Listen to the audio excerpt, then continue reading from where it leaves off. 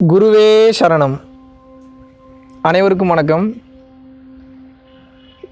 ஒவ்வொரு ஞானிகளும் ஒவ்வொரு சித்தர்களும் ஒவ்வொரு மகான்களும் வேற வேற வழியை சொல்றாங்க. ஒருத்தங்க இப்படி இருன்றாங்க, ஒருத்தங்க அப்படி இருக்க வேணா இப்படி இருன்றாங்க. எது தாங்க சரின்னு எதை தாங்க ஃபாலோ பண்ணுறது? பல பேர்த்துக்கு இந்த குழப்பம் இருக்குது. குழப்பமே வேணாம், இதை இன்னைக்கு உங்களுக்கு கிளியர் பண்ணி விட்டுறேன். நான் நல்லா யோசிங்க, நல்லா கவனிங்க. இந்த மேட்டரை யாரும் உங்களுக்கு அவ்வளோ சீக்கிரம் இவ்வளோ விளக்கமாக சொல்ல மாட்டாங்க. பட் எங்கள் அப்பா என் குருநாதரோட கட்டளையின் பேரில் அனைத்து ரகசியங்களையும் ஒவ்வொன்றா உங்களுக்கு சொல்லியே தீரணுன்றதில் நான் ரொம்ப தயார் நிலையில் இருக்கேன். ஏன் அப்படின்னா, யாம் பெற்ற இன்பம் பெருக வையகம் பெற்றே ஆகணும். நீங்கள் சந்தோஷமாக வாழ்வதற்காக தான் இந்த வாழ்க்கை. நல்லா கவனிங்க. ஒரு சின்ன எக்ஸாம்பிளை சொல்லிவிட்டு அப்புறம் உங்களுக்கு நான் இந்த மேட்ருக்குள்ளே போகிறேன், உங்களுக்கு புரிஞ்சிடும். சிவானந்த பரமஹம்சர் அவருடைய வழியில் வர்றவங்களுக்கு தெரியும், சித்த வித்தை அப்படின்ற தீட்சையை உபதேசம் செய்வாங்க. சித்த வித்தைனாலும் வாசியோகம்னாலும் ஒன்று தான், ஒரு பெரிய டிஃப்ரென்ஸ் கிடையாது. அதில் வந்து பார்த்தீங்கன்னா, தீட்சை வாங்கும் போது சித்த வித்தியார்த்திகளின் நடவடிக்கை கிரமங்கள் அப்படின்னு சொல்லிட்டு ஒரு 40 சட்டத்திட்டங்கள் இருக்கும். சட்டத்திட்டங்கள்னு நான் அவர் வகுத்து வைத்தது. அது ஒரு சில பல நல்ல விஷயங்கள் அதில் இருக்குது. அதில் ஞானபிதா என்ன உபதேசம் பண்ணுறாருன்னா, சட்டை போடவே கூடாது அப்படின்னு வந்து சொல்கிறாரு. ஏன் சட்டை போடக்கூடாது அப்படின்றாரு பார்ப்போம்.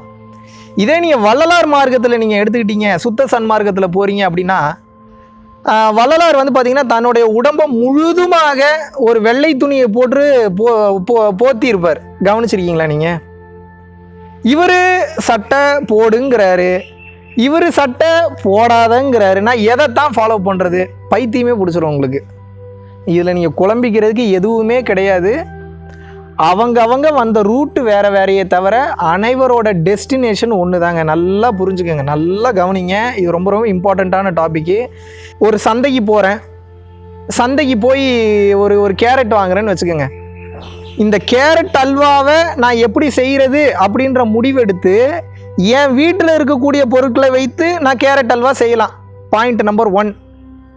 இப்போது சந்தையில் கிடைக்காத பொருட்களை வைத்து கேரட் அல்வா செய்ய முடியுமா அப்படின்னு கேட்டால் செய்ய முடியும். அதுக்கும் ஒரு வாய்ப்பு இருக்குது, வாய்ப்பு இல்லாமலாம் கிடையாது. ஆனால் எப்படி கேரட் அல்வா செய்வீங்க?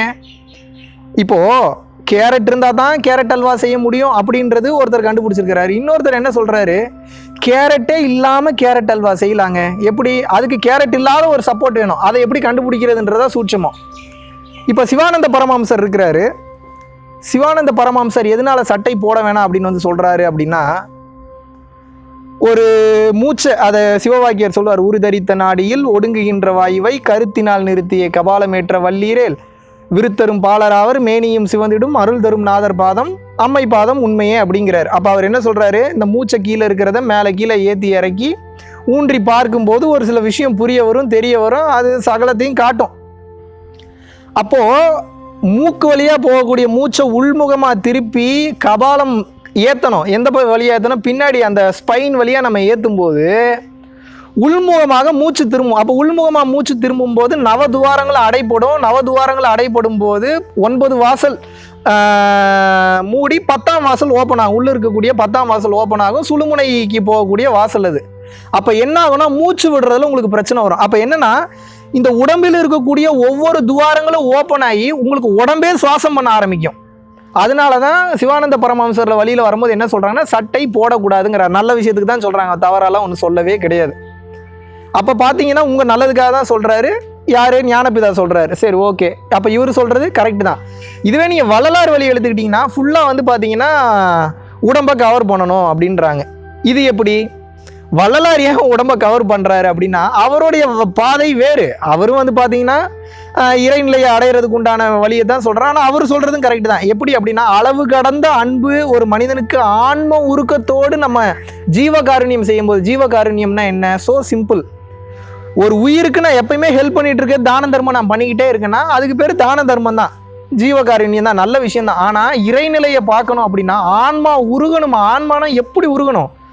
நான் 4 பேருக்கு அப்படி சாப்பாடு கொடுக்குறேன்னா ஜஸ்ட் லைக் தட் போகிறேன், சாப்பாடு எடுக்கிறேன், கொடுக்குறேன், சாப்பிடுங்க அப்படின்ட்டு நான் வந்துடலாம். ஆனால் அந்த சாப்பாடு கொடுக்கும்போது இந்த உயிர் இவ்வளோ கஷ்டப்படுதே, இவ்வளவு வேதனைப்படுதே, ஐயோ இறைவா, இப்படி ஒரு கொடுமையாக இந்த உயிர் என்ன பாவம் முடிச்சு அது நல்லா இருக்கணும்னு நீங்கள் நினைக்கும் போது உங்கள் கண்ணில் தண்ணி வந்துடும், கதறிடுவீங்க நீங்கள். இதுக்கு பேர் தான் ஆன்ம உருக்கம்ங்கிறார் அவர். ஆன்மா உருக்கம் அடையணும். அப்போது சாதாரணமாக தான தர்மம் பண்ணுறவங்களுக்கும் ஆன்ம உருக்கத்தோட தானம் பண்ணுறவங்க, தான தர்மம் பண்ணுறவங்களுக்கும் நிறைய டிஃப்ரென்ஸ் இருக்குது. அப்போது இந்த ஜீவகாருண்யத்தில் நீங்கள் ஆன்ம உருக்கத்தோட நீங்கள் ஒரு தான தர்மம் செய்யும் போது என்ன நடக்கும் அப்படின்னா, ஒரு மாபெரும் பேரதிசயம் இந்த உடம்புக்குள்ளே நிகழுதுங்க. வள்ளலார் சொல்லியிருக்கிறாரு. என்ன சொல்கிறாருன்னா, எப்படி சிரிச்சா, கோவப்பட்டா, காம உணர்வோடு இருந்தால் உங்கள் உடம்புக்குள்ள ஒரு விதமான ஹார்மோன்கள் உற்பத்தி ஆகிறதோ, அதே போன்று மனிதன் எந்த நேரமெல்லாம் ஆன்ம உருக்கத்தோடு நனைந்து அழுது அந்த கசிந்து உருகி அந்த ஆன்ம உருக்கத்தோடு நீங்கள் இருக்கும்போது, கண்ணீர் விட்டு கதறும் போது என்ன ஆகும் அப்படின்னா, உங்களுடைய உடலில் உள்ள ஒவ்வொரு செல்களும் அருளாக மாறும். அருள் என்பது செயல் இல்லைங்க, பிளஸ்ஸிங்ஸ் மட்டும் கிடையாது. அதுக்கு பேர் ஒரு செயல் மாதிரி தெரியும், ஆனால் அது ஒரு சப்ஜெக்ட், அது ஒரு ஆப்ஜெக்ட், அது ஒரு பொருள் தன்மை. அது அந்த அருள் என்பது உற்பத்தியாகும் அப்படின்றாங்க. அப்போ வள்ளலார் என்ன சொல்றாருன்னா, ஒரு கட்டத்துக்கு மேல ஆன்மா உருக்கமடைந்து இந்த செல்லாம் அப்படியே ஒளியாக மாறும்போது, அருளாக மாறும்போது என்ன ஆகுனா, அந்த பிரகாசத்தை ஆப்போசிட்ல இருக்கிறவங்களால தாங்கிக்க முடியாது. அதனால தான் ஃபுல்லா ஒயிட்ல போட்டு கவர் பண்ணிக்கிறாங்க. ஒயிட் பார்த்தீங்கன்னா பிரதிபலிக்கும் தன்மை கொண்டது. அப்போ பார்த்தீங்கன்னா பிளாக் ஏதாவது வச்சிங்கன்னா கூட, இப்போ பிளாக் ஷர்ட் போடுறீங்கன்னா உங்கள் உடம்பு அருளாக மாறும்போது, ஒளியாக மாறும்போது அந்த பிரகாசத்தை தாங்க முடியாமல் பார்க்குறவங்களுக்கு நிறைய பாதிப்புகள் ஏற்பட வாய்ப்புண்டு. அப்போ என்ன ஆகும், சுத்த உஷ்ணம் ஏற ஏற ஏற ஏற ஏற ஒளி உடலாக மாறும். ஒளி உடலாக மாறும்போது அது மற்றவங்களை தாக்கக்கூடாதுன்றதுக்காக அந்த ஒயிட்டு போடும்போது இந்த ஒளி பட்டு மறுபடியும் பிரதிபலித்து உள்ளேயே போயிடும். அப்போ அவர் சொல்கிறதும் கரெக்டு தான், இவர் சொல்கிறதும் கரெக்டு தான், அவர் சொல்கிறதும் கரெக்டு தான். இவர் உடம்பை பாருங்கிறாரு, அவர் உடம்பை பாருங்கிறார். ரமண மகரிஷி உடம்பவே கண்டுக்காத ஒரு மகான். எலி வந்தது, கடிச்சது, வச்சது, அவர் சமாதி நிலையில் இருக்கும்போது உடம்பவே துறந்து வாழ்ந்த மகான். அப்படி இருக்கிறவங்களும் மகான். அது எப்படி? அவங்கெல்லாம் பார்த்தீங்கன்னா 13 வயசு 12 வயசுலேயே பார்த்தீங்கன்னா முன்ஜென்ம கர்ம வினைகளில் ரொம்ப ஸ்ட்ராங்காக இருந்ததுனால, தேடுதல் இருந்ததுனால பிறக்கும் போதே அந்த நிலைக்கு வந்துட்டாங்க. அவங்க பிறக்கும் போதே தெய்வமாக தான் பிறப்பாங்க.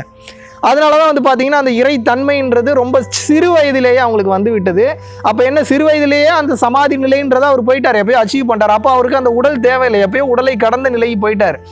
இருந்தாலும் கூட அந்த அருணாச்சலேஸ்வரர் யார், நம்ம சிவன் திருவண்ணாமலையில் போய் உட்காரும்போது இந்த மக்களுக்கு இன்னும் இவர் சேவை செய்ய வேண்டியது இருக்குன்றதுனால, சமாதி நிலைக்கு போனாலும் மறுபடியும் நீங்கள் பழைய நிலைக்கு வரணும் அப்படின்னு சொல்லி இறைவனோட அருள்னால மறுபடியும் ரமணாசிரமத்தில் பல பேருக்கு பார்த்தீங்கன்னா அந்த ஆத்ம விசாரம் அப்படின்ற விஷயத்த சொல்லி கொடுத்து, நான் யார் அப்படின்றத விசாரிக்க சொல்லி அவர் அந்த வகையில் இறைநிலையே என்ன அப்படின்றத உணர்த்தினார். இந்த மாதிரி நீங்கள் எந்த மகான்களை எடுத்துக்கிட்டிங்கனாலும் மாபெரும் விஷயங்கள் இருக்கும். ஒவ்வொருத்தவங்க ஒவ்வொன்றும் சொல்லுவாங்க. உங்களோட வேலை என்ன தெரியுங்களா? ஒன்றே செய், நன்றே செய், இன்றே செய், அவ்வளோதான். பல விஷயம் இருக்குது. உங்களுக்கு எது சூட் ஆகும்னு நீங்கள் பார்த்துக்கங்க. சூட் ஆகிறதுல கடைசி வரைக்கும் இருக்க முடியுமான்றதை முடிவு பண்ணிக்கங்க. அந்த ஒன்றை மட்டும் பிடிங்க. 10 விஷயத்த ஒன்றா பண்ணிங்கன்னா பைத்தியம் பிடிச்சிடும், எதுலேயும் முன்னேற முடியாது. அதனால ஒரு பாதையை பிடிங்கள், அந்த பாதையில் விடாமல் ட்ராவல் செய்து கொண்டே இருங்கள். அது உங்களை மோட்ச பாதையை நோக்கி நிச்சயமாக கொண்டு செல்லும். இப்போ இதில் நீங்கள் புரிந்து கொள்ள வேண்டியது என்னென்னா, அனைத்து மகான்கள் சொன்னதும் கரெக்டு தான். இதில் நீங்கள் போட்டு குழம்பிக்கணுன்றதே இல்லை. பைத்தியம் பிடிக்காமல் இருக்கணும்னா ஒருவர் சொல்லும் பாதையை சூஸ் பண்ணி அந்த பாதையில் ட்ராவல் பண்ணி போங்க. அது நிச்சயமாக உங்களை மிகவும் மேன்மையான நிலைக்கு கொண்டு செல்லும். அதனால் குழப்பமே நீங்கள் அடையணுன்ற அவசியமே கிடையாது.